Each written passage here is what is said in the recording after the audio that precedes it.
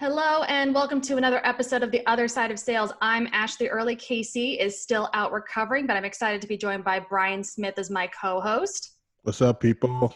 And today we are so excited because we've got Galem Girmay all the way from London joining us. Our first truly, we've had Australia, so this is our first European interview. Yes. Super excited to have you here today. Galem is an accountant. To be here. We're so excited to have you. Galem is an account executive at Flywire. She helps create better student payment experiences for educational institutions and is really passionate about creating a diverse and inclusive sales community and empowering more women to work in sales. If you're not following Galem on Twitter, you are missing out. It's fantastic stuff. Just fangirling for a sec. I've been stalking you for months now. So I'm really excited to finally connect with you. I know we've seen each other on a few happy hours and stuff like that, but thank you so much for making the time at I think it's 7 or 8 o'clock at night over there. It is 5:18 to be exact. All right. Well, Thank you for making time in your early evening for this. So, as we talked about before, Casey and I made it it's really important, amplify Black voices right now. So very appreciative of you coming out. I think I'll just start with asking kind of a little bit about your own background, because one of the things that's really unique about you is you've got this incredibly diverse international experience. Mm-hmm. Like you said, kind of in our pre-interview stuff, you sound American, but you live in London. I know you've lived in somewhere in the Nordics and a few other places. Talk us through your background. And I'm considering moving to Canada, so I'm all over the place. There we go. I was born and raised in Sweden. So that's the Nordic Scandinavian piece of where I came from. And I lived there for 20 years. And then I spent the next 9 years in the US outside of Boston. And then last year I moved to London. So a little bit everywhere. And then that's, I think, the confusion for people, because I always joke about it because I don't look Swedish. So there's that, I'm not white, I'm not blonde, I don't have blue eyes. So when I worked in HR, and I did nothing against that. I'm just saying that it's the stereotype, right? I get my family looks very Swedish, but we're very Russian and German, and the same thing. And I got to ask, we always hear, especially in the States, I just immediately, I'm fascinated because we know that the United States has a diversity problem. Mm. Sweden is a whole other level. I'm curious. You said you're open to everything, so apologies if this is insulting, but did you have a Black community that you could turn into, or were you really the only one? I was the only one. Well, I have my family, I have my siblings. Of course. I have 4 siblings, so there's 5 of us in total. But literally, so I grew up in a very small town of 7,000 people in that small town. So my family was the only Black family in that town. So I'm used to being the only, I'm used to be surrounded, growing up, being raised in Sweden, and being in the classroom, being the only, Black kid there. And so that's been my experience, my majority of my life until I was 20, and then moved to the States. And all of a sudden it was different.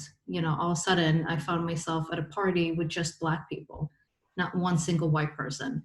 And what happened was I was uncomfortable because I wasn't used to that. I had never been in a room just with other Black people. And I didn't know how to react. I didn't know what to do. I was young, I was 20. I was a bit insecure.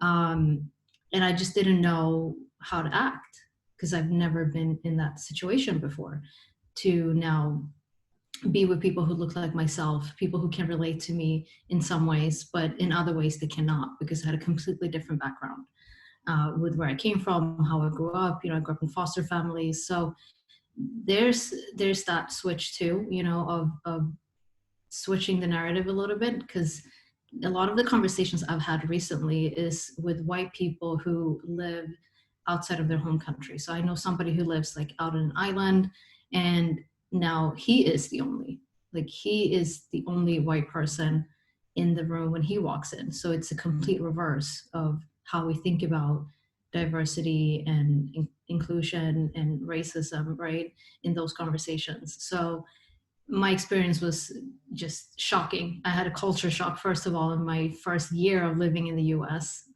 for many reasons, coming from a very small town and then living, you know, in Boston and outside of Boston was like, whoa, this is different. I'm probably not going to be able to say anything. I just want to listen. I'm not going to lie. There's so much to unpack right there. So small town. Yeah. I don't know if you saw, for those, if you're not watching the video version of this, but when you said Sweden, my eyes literally got big because I was like, oh my gosh.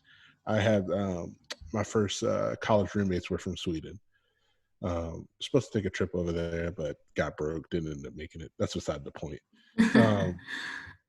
But I'm curious. Could you shed a little insight of maybe some of the challenges you immediately face? I know you mentioned being the only, right? And we hear that a lot. Yeah. But to give insight to people who may not understand, like you said, you got some white friends who are now the only, and you know they're in the islands. Speak to the challenges so that people can understand, like, what are the actual challenges of being the only? I mean, the immediate challenge is the judgment, right? Like when you walk into a room and you don't look like everybody else, there's this immediate sort of judgment of fear, I think it is, of like, oh shit, there's somebody who does not, that I'm not used to. It's not to say that people have never been in a room with other Black people. They have, you know, mingled around and maybe played sports, or they went to college with someone, or had a roomie, or whatever the case is, or their best friend. But the collective experience of that is different than the individual experience. Because, I mean, like, think about you, Brian, right? You being a Black male walking into a room with white people, they're going to perceive you a little bit as a threat and possibly be uncomfortable with that until, and so the point is that you walk into a room and immediately people are sort of on guard a little bit because you're a Black male, and people a little bit on guard because I'm a Black woman. And I've had people feel like, and express to me too, like, oh, I was a little bit, when you first started here, like at my old job, for example, a lot of people then later, when I had built the relationship with them, said that, oh, I was a little, you know, threatened by you, or I felt like uncomfortable. And who knows, maybe it was part of my personality.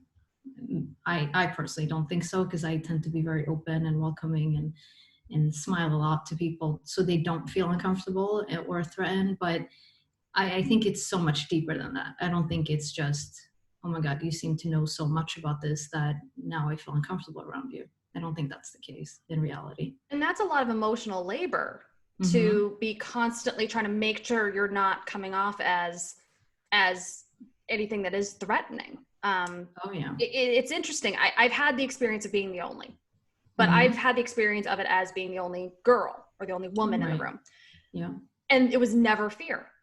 It was dismissal. It was like I wasn't there. Right. So this now, is pair that up. Like we just talked about this offline too. Like pair that up, because you actually being a white woman and me being a Black woman walking into a room, and separate room, but still the diversity of gender is going to be the issue there, but it's going to be a different layer on top of that for me, right? Exactly. Being a Black woman, than it will be for you, because they still might be a little bit dismissive to you, but they're going to be more dismissive to me. Of course. A lot of people. One of the things I've been really trying to do is try and go deeper with my own self-education and my own building up my ally skill set, and making sure I really do a better job of understanding what these things come like. And that's something I think it's really easy to create false equivalencies. Nikki Ivy called me out on this last week because we were talking about hair. Yes. I've gone through a journey with my curly. I didn't even say anything about that in the happy hour. She called me out completely right. Yep. It's completely right. And it was, I kind of got pulled into it. I didn't create the equivalency, but someone else did, and I didn't correct it. Yeah. And it's easy for, I think, a lot of white allies to go, oh, well, I've been discriminated against. Oh, well, I know this feeling. I don't. No one has ever been threatened by me. Right. As far as I know. And if they have, they've got bigger issues probably. But, you know, that's a really something I think it's important to call out as well, is to make sure that that we don't let ourselves create that equivalency. Right. That, oh, well, I've been the only, therefore I understand. We can't. No, what you can do, and I share this with a group of people from Flywire. We've had 2 open sessions, and this has been amazing that they've offered this to all the employees to have open sessions to talk about what's going on, the inequality, racism. And I took part of that last night starting at 1 a.m. So I took part of that. I know it's crazy. Are you sleeping? Barely. That's another episode. Like, how am I gonna figure this out long term? But I attended that, and I talked about like being the only, and what I didn't necessarily talk much about my experience of it, but instead I changed the narrative, and I said, you know, because there was a lot of white people on that call, and I said, here's an exercise for you, you know, challenge yourself to be in an environment where you are the only one, you know, where you are the only white person in that room. Try that, and just try it for a little bit. Try it for an hour, try it for 2 hours, and then sit with the feeling of what that experience was like and reflect on it. And then maybe you can start to understand a little bit more, or have a little bit more empathy. And that might help drive the changes that we're looking for as a company. Yeah. So they all were like, and I was just sharing this with them and saying that, like, try this out, and looking at everyone's faces and their expressions, and from that, and a lot of people are like, oh wow, I've never thought of that, you know. So that's my thing. Like, anyone who's listening to this right now, try that out if you haven't been the only person in a room. Whether that means like you've been the only woman in a particular room, or the only white person in a particular room, or the only one who identifies with a certain community, or any other minority group. Like, try to just be the only one and see what that feels like, and sit with that feeling, and then try to reflect and empathize with that. That's so good. I think you just helped me. I have so many people reaching out to me, and I'm like, I'm not a psychologist. This is not a counseling session. Exactly. Like, go do the research. I'm not here to first. Fix your problems. I'm not here to fix your guilt trips. Like, that's not my absolutely job. not. Galen, let me ask you. I'm not gonna lie. I'm fascinated just about your journey, and how similar our journeys are. Even just meeting you. Yeah. Obviously, you're a pretty dynamic person. I'm just looking at the people that you've that's in your circle already. Some of the people I know. What have you done to utilize what can be looked at as this pattern interrupt, being the only? What have you done to utilize that to your benefit? Right? How have you made that your superpower almost? One-on-one conversations. Like, very early on, I try to look at things from different perspectives and seeing like, what's the outcome that I want to get out of this. So if my end goal is to create more awareness and to help people take more action and to be accountable, then for me, there are 2 ways to look at it, you know, and it's not to say that one is better than the other, but I think there needs to be like a certain focus to then drive the change. So I look at it from a micro level of creating communities and conversations, and then that will expand into macro outcomes. So obviously there's like systemic things that needs to be changed, and on that level, which is not something I'm directly passionate about changing in my personal life, but it's something that I find extremely important and that needs to change. But I think there are smaller actions on my level where I'm at that I can do to help drive that. So the micro community is what I'm trying to be a part of, and having one-on-one conversations with people, you know, getting yourself away from the fear of having uncomfortable conversations.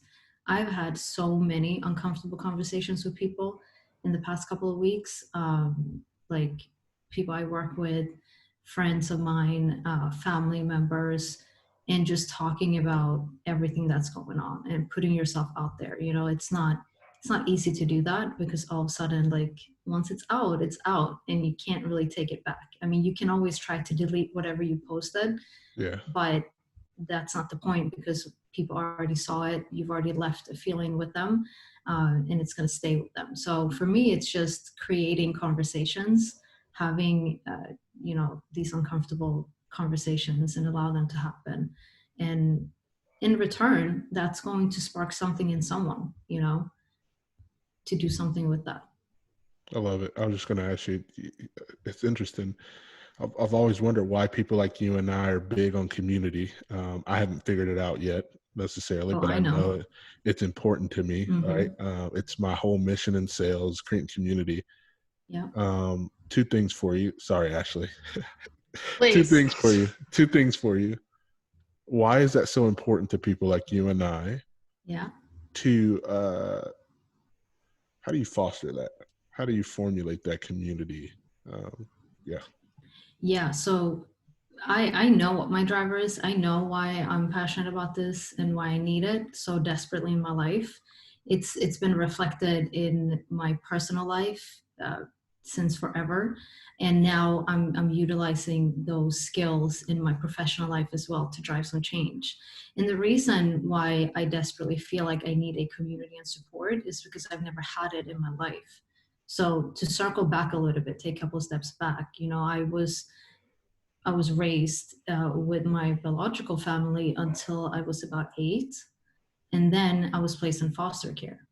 But that whole time, being a part of 2 foster families from the time I was 8 or 9 to 18, I never really felt like I belonged anywhere with the families, not feeling like I have my own biological family. So I don't have, a great relationship with my mom, for example. We don't have that typical daughter and mother relationship. I've never had that. My dad passed away when I was 9, and I was like a typical daddy's girl, but then I don't have that. And then growing up in foster families, I just always mixed the connection with having, a family. I have my 4 siblings. We have great relationships, but that's my driver. It's to create bonds with people. It's to create and share experiences. Which is why in my personal life, I've always been in relationships. My little sister pointed out to me, and she's done that a couple of times. She's like, you've always been in relationships. Like, when have you been single and how long were you single for? And I said, you're right. I think I was single at one time for like a year, maybe. I don't know. But the reason is that, and I wasn't always in love when I was in a relationship. And I've been in long-term relationships. It's not like a few months and then breaking up. But the whole point is, in all of those connections with people, it's the feeling of like belonging and sharing experiences and having someone that I can count on and have support from and that I can give that to as well. So that's why like creating communities is really important to me.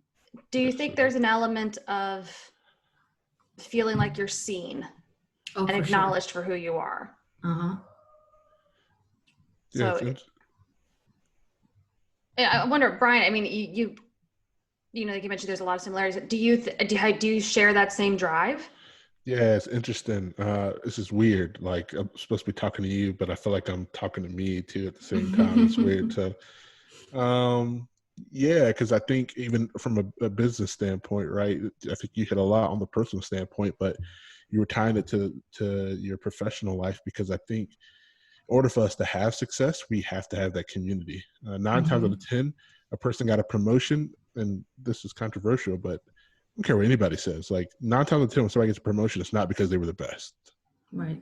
It's because it's a combination of right. You obviously have to be really good at what you do, but it's also the other side of exactly. You have to have strong connections. And I think specifically the Black community, we get a lot like, you just got to work hard, right? And it's like, I'm working my ass off, and it's not working. So I think it's important, and I think it's why you and I foster that community, because we know there's success that comes within that, right?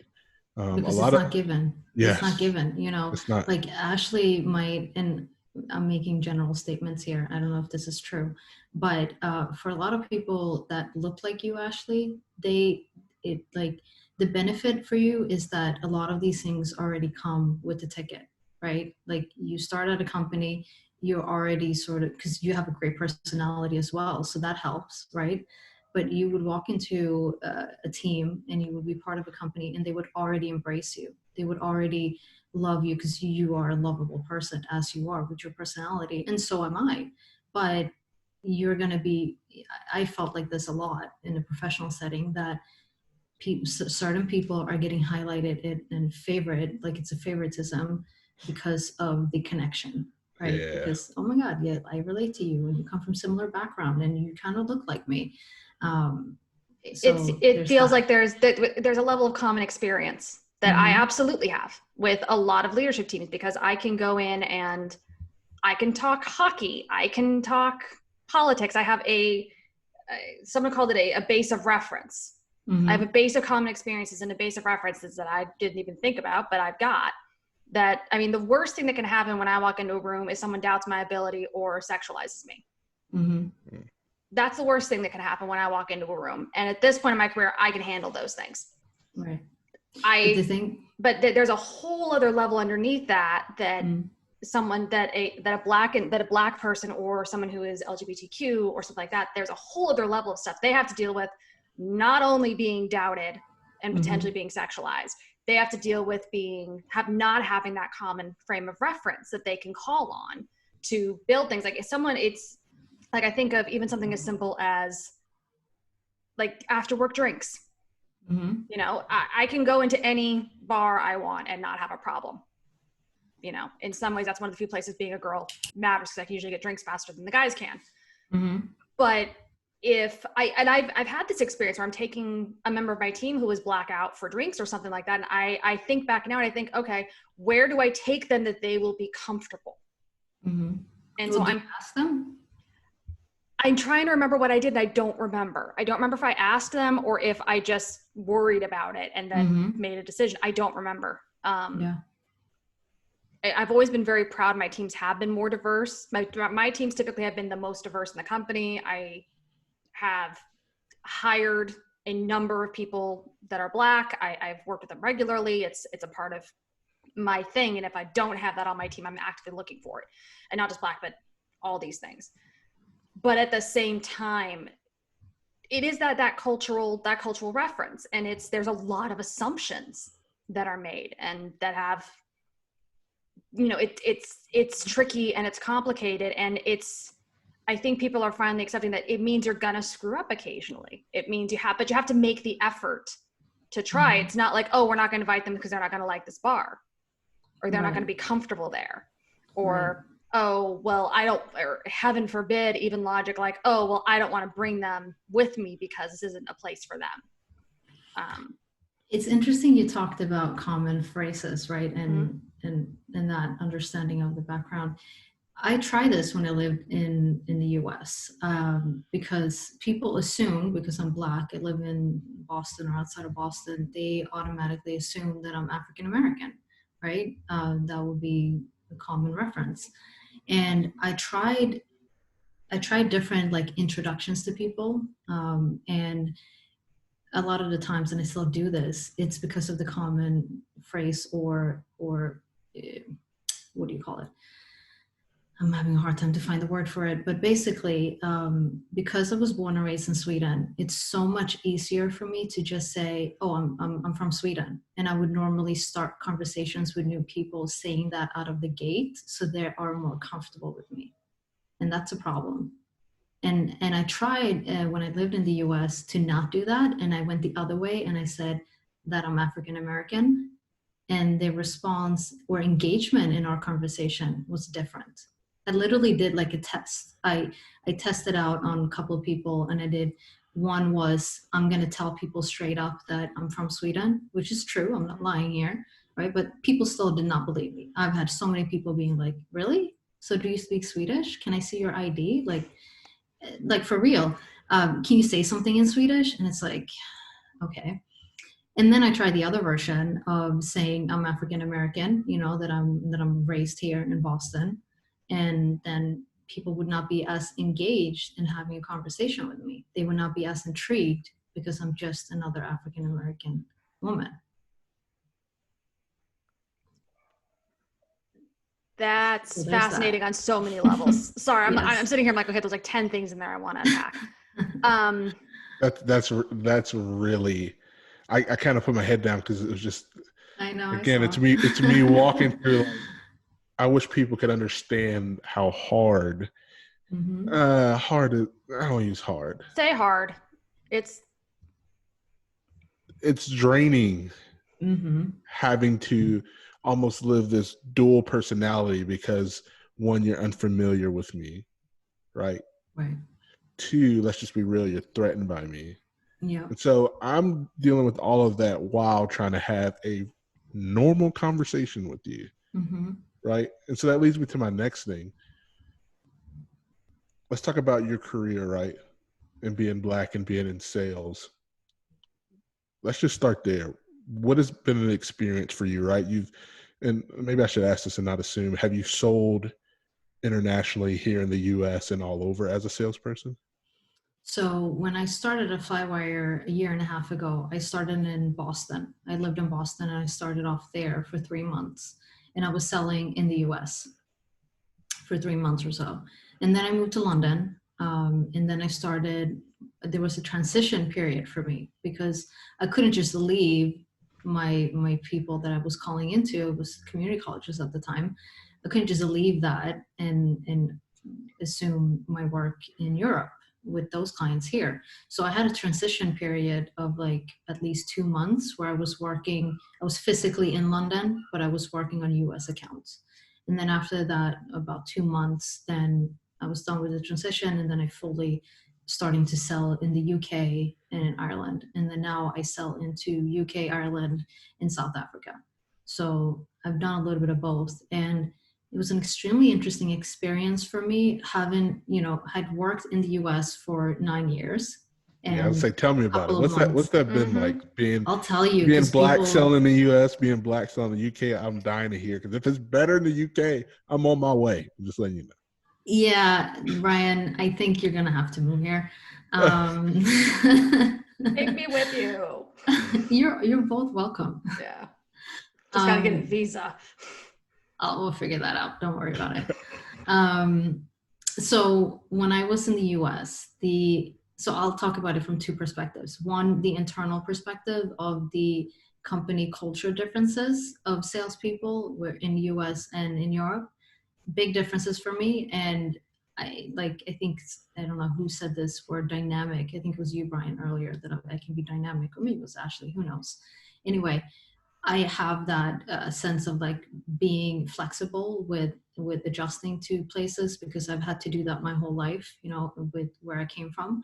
So it's just a part of me. But what I've experienced working in sales for a year and a half, for a couple months in the US, and then for a year or so in London, is internally with our sales team and the approaches of the culture of a salesperson is very different.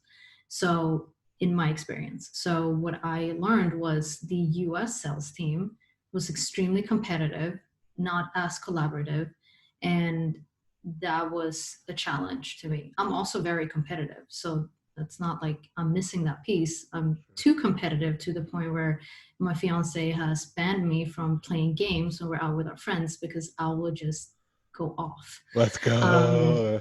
There are no more board games in this household. No. I will not play Monopoly. No, I will not. Don't get me started. I've been banned. I actually got into an argument with this friend at his house one time because I just wanted to crush him in ping pong. And anyway, so the competitive spirit is there in the US, generally speaking, with that sales team, and the collaboration not as much, because the competition took over, of sort of like, oh no, this is my account, can't touch that, can't do that. And as a BDR at the time, it was like, I'm trying to help you, upsell to your accounts, but you don't want my help. And then I moved to Europe and worked with the team here, and it was a completely different experience. The account managers here were like, oh, you want to help me upsell? That's awesome. Here are some accounts for you. And a completely different approach and experience for me. And I like that, because it's just, to me, it worked better. Because one, obviously I could get more opportunities and I can get a better commission if I can help them and help myself at the same time. But then the other part was a great learning experience as well, to increase the utilization for us. So two very different internally, like with culture, that I think is a broader thing as well. I don't think it's just a Flywire thing. I think it's a sales culture thing.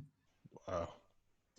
I've worked with a lot of teams in the UK, Germany, Ireland. I've even managed teams over there and had to do trainings and come over a lot. And you're 100% spot on with collaboration. It's like collaboration is like in the US, it's almost like competition is expected first. In Europe, collaboration is expected first, and then competition is like a secondary.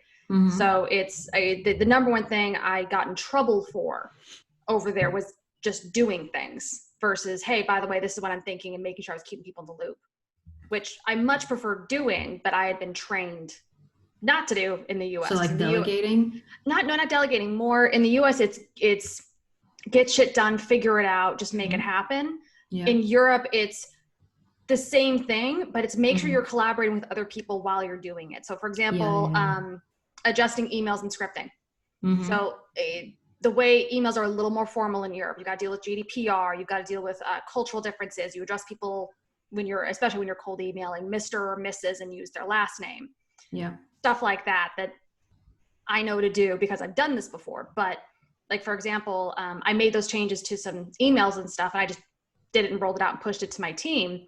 Marketing, even though I was right, was a little like, hey, you could have run those by us. Oh, American marketing would not have asked about that in most companies. So it's interesting. I'm curious though, from a kind of pure cultural perspective, and London is a very metropolitan, one of the more diverse cities in the world. Do you find that also has impacted your experience in the workplace as well? Because you've got workplace experience both in the US, which tends to be actually a much more segregated workplace if you look at it. And in the UK, my experience, those offices were much more diverse. Not just in terms of like countries, which it's not uncommon to have like 4 or 5 different European countries represented in an office, especially if it's like in London, but also just straight skin color. Like, what has that been like? Okay. Good question. And we have hundreds of employees across the globe. We have 12 offices. Do we have that many Black people? No. We have a handful. I can count them on both of my hands. Count, not them. That's not the right word to use. Us. I can count us. And while our London office is, I think, one of the most diverse offices, it's not enough for me to really speak to, because right now, whenever we get back to the office, I will be the only Black person in the office. My calendar is going off, by the way. I don't know if you guys can hear that. It's super annoying. This is obnoxious.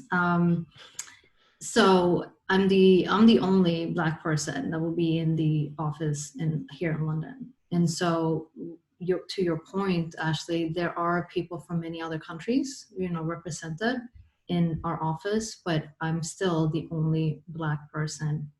Actually, I take that back. I forgot. I'm not. There is a Black male, actually. So there's 2 of us. But you're the only Black woman. And that is a different experience. Yeah. Oh, for sure. It is. Why is it, maybe asking a rhetorical question, why is that the norm? And I don't mean that in, every person that owns a corporation is racist or anything like that, but like, why is it that in a corporate American setting, or just a corporate setting, right? Because obviously you're in London, in a corporate setting, the lack of color, specifically Black people, are present? Like, what is that? Well, it's also the industry, right? Like, I'm in fintech. It's not that diverse. I mean, they've looked at, I think, as an industry, like, oh, but we're better. There are more women now in fintech, and that's true, and that's great. But what about minorities? Why don't you have more minorities? And it's skewed too, because I know I think I saw the same point you're talking about. It is a little bit more diverse than traditional SaaS, but that number is skewed heavily by the presence of Asian. Yeah, exactly. Asian ethnicities. Don't know if that's the right term or not, but it's skewed. So it can look much more diverse, but in reality, it just has the percentage of white is balanced out with a larger percentage of one other group, which is great, step in the right direction, but it's not true diversity, which should mean that your demographic should reflect the population of where you're at, the country, not like your neighborhood. Right. And then the other point where I'm always pushing to, because I don't want to be an AE my whole life. Like, that's not my end goal here. I'm not going to do that. Same. But how do you get other people to, number one, see your potential?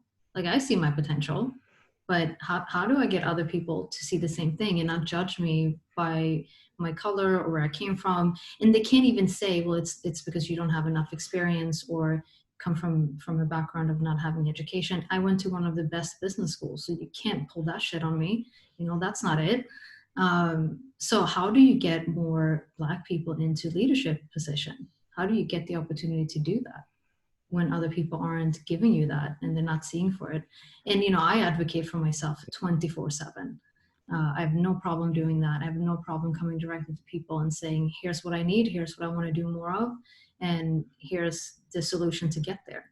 I've done that many times.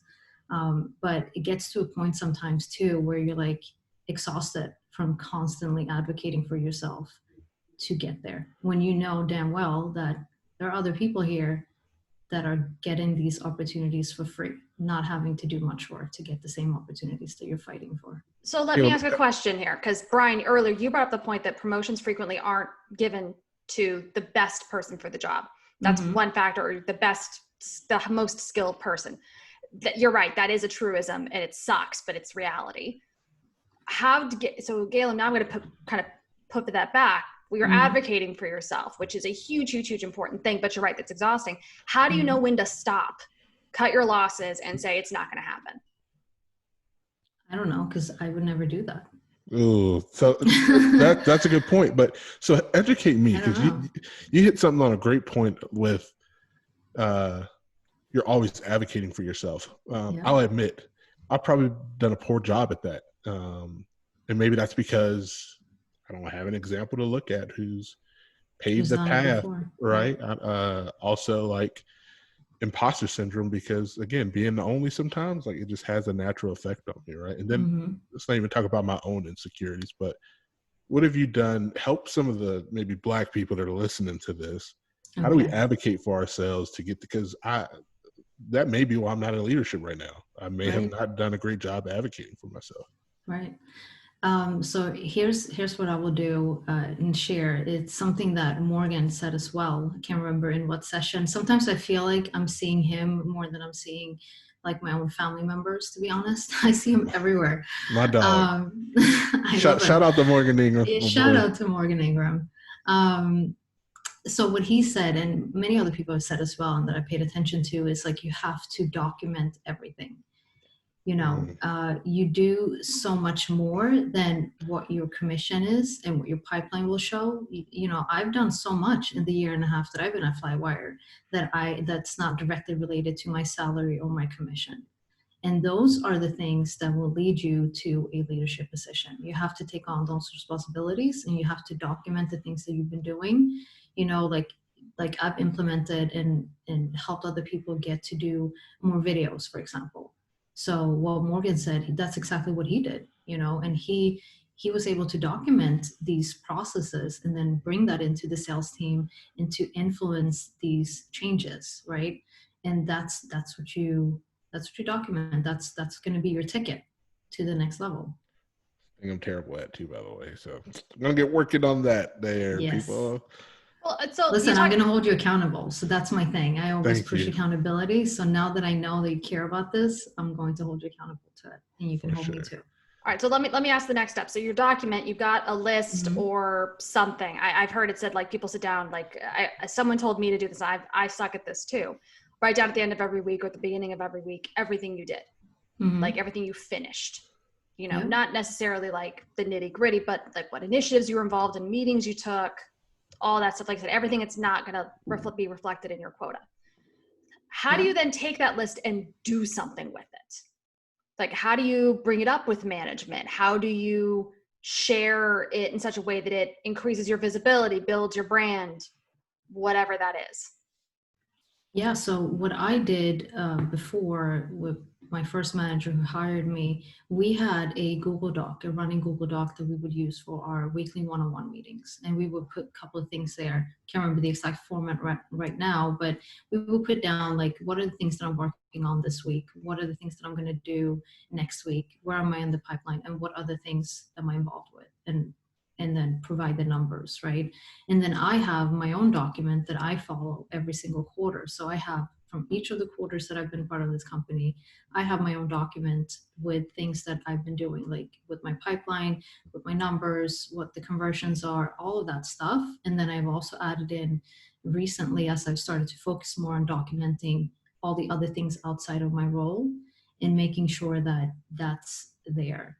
Now, I haven't done a great job on making sense of it for other people, but it's something that I'm working through right now. Like, how do I present this in the best way? You know, how do I put this nicely together so it makes sense when somebody else is looking at it to see, okay, here's what you did, here's the impact, and this was the outcome. That's what I'm focused on doing right now.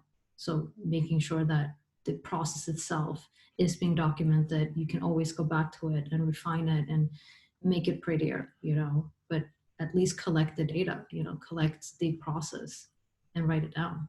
So good, because Morgan's whole mantra is he started documenting his career, right? And that's what launched him into the SDR Chronicles, which eventually launched him into Morgan J. Ingram, which turned into, right, working for John Barrows and so on. So yeah, that's great insight. All right. So pivoting slightly, because we're coming to the end here, I want to ask you one final question that I want to start asking everyone who comes on the show, especially Black sales pros. What is one thing that you wish leadership better understood about your experience in sales?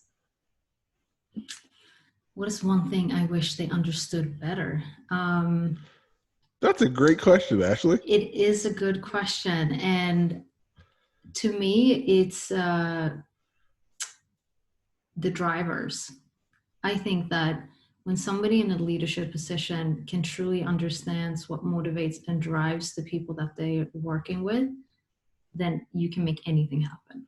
Maybe not anything, but you can make a lot of things happen if you really believe, if you really understand what their drivers are, what they're motivated by, and making sure that you're aligning with that. It's like, it goes back to sales 101. Like when you're talking to a prospect, if you don't understand what their priorities are and why they took this meeting and why they decided to be your client, then there's a big possibility that they will leave you and go with your competitor who's doing things better than you are.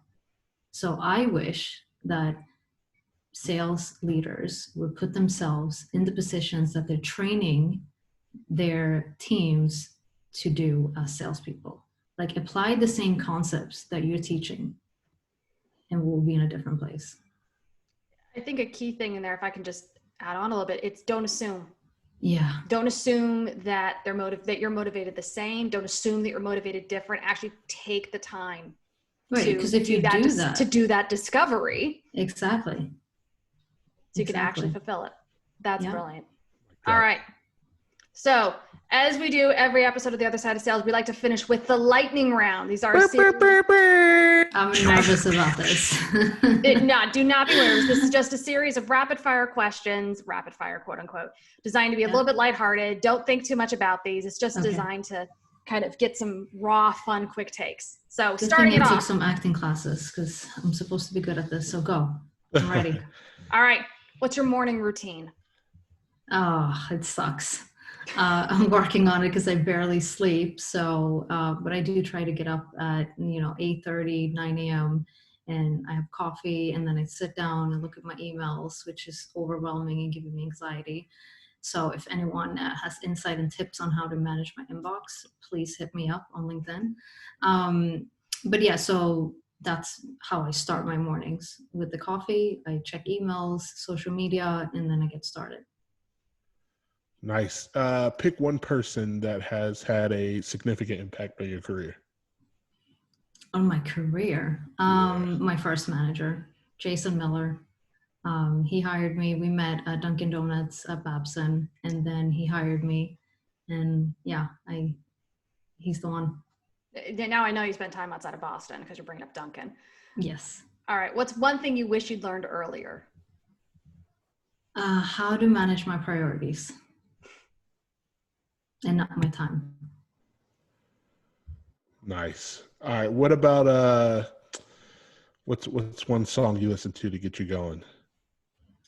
Depends on my mood. This morning I was listening to some Boyz II Men songs. That was fun. What's your favorite Boyz II Men song? Or what was the last one you listened to? What was the last one? I can't remember. Maybe End of the Road. That's always a go-to. Nice. Not my favorite though.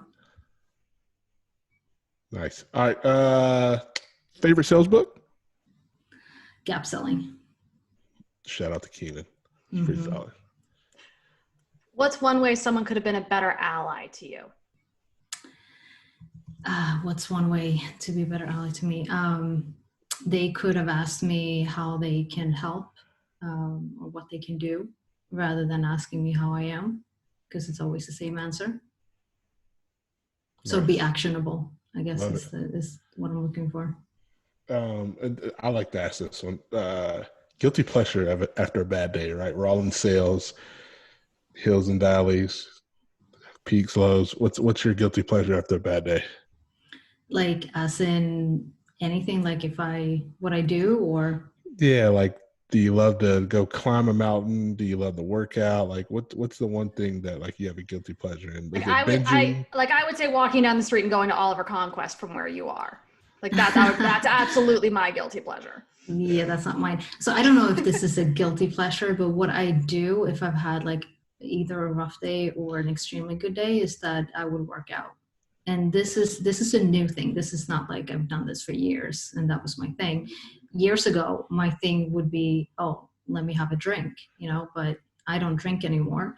I've been sober for 2 years, so I don't do that. That's not my thing anymore. But now it's like, let me work out, because that usually it frees my mind and it allows me to just not focus on whatever it is that was difficult or fun.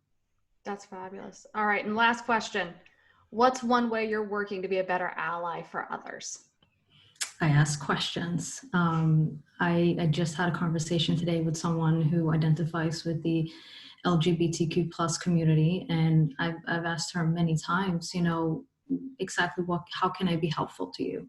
And I seek to understand, like, I'm not educated enough. I can't sit and say that I understand the things that she's going through and what she's dealt with. So I just try to get those stories, get that piece of awareness and understanding from her and see what can I do, like in your world, and I ask prospects this too, in a perfect world, what would this, solution look like to you? And I would ask friends that too, like in a perfect world, what would a good ally be to you? And then they'll tell you. I love it. All right. Well, in the spirit of asking questions, thank you for letting us ask so many questions of you and being so forthright. This has been absolutely fabulous. And you are just a joy. Thank you. And so are you both. Thank you for having me. Of course. It's been great. So how can people, if they want to reach out to you, what's the best way for them to get in touch? So connect with me on LinkedIn for sure. And I'm still like, inbox is not my thing. I'm having a hard time especially with LinkedIn messages, like that's wild. It's a wild world. But so stalk you in the comments, basically. And then I'll give you my number, because that's what I've been doing to people. I'm like, I want to continue to have conversations with you, but to be honest, I suck at my LinkedIn inbox, so just text me, but find me on LinkedIn. I'm also on Twitter, same name, Galem Girmay. Find me there. Awesome. Well, thank you so much, Galem. And just as always, please don't hesitate to reach out. Let's keep this conversation going. LinkedIn, Twitter, Other Side of Sales, as well as our Bravado community. The State of Sales survey is still open through the end of June. Please, if you haven't taken it, please do. And other than that, thank you for listening to another episode of The Other Side of Sales, and we will see you next time.